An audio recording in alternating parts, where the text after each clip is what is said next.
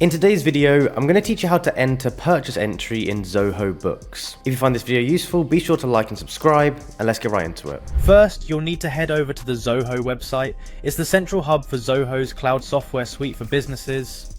Once you're on the home page, you'll notice a sign in button prominently displayed. Click on it to access your Zoho account. You'll enter your account credentials. This is crucial for accessing Zoho Books, among the many other tools Zoho offers. After signing in, you'll find yourself at the Zoho home. This is where you can navigate to various Zoho applications. For this tutorial, our focus is Zoho Books, so you'll want to click on the Books option. This will direct you to the Zoho Books interface, a powerful tool designed specifically to streamline your accounting processes. With Zoho Books open, your next move is to click on the Purchases tab. This section is dedicated to handling purchase orders, bills, and vendor credits. Within the Purchases section, look for the Bills tab.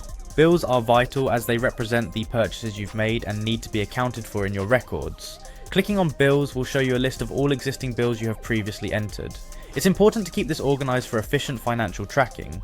Next, you'll need to click on the New button. This is where you will begin entering a new purchase entry. By selecting New, you open up a blank bill form requiring various details about your purchase. Make sure to have all necessary information on hand before proceeding, such as vendor details, the purchase amount, and any relevant dates. Once you have the new bill form open, it's time to fill in the required details.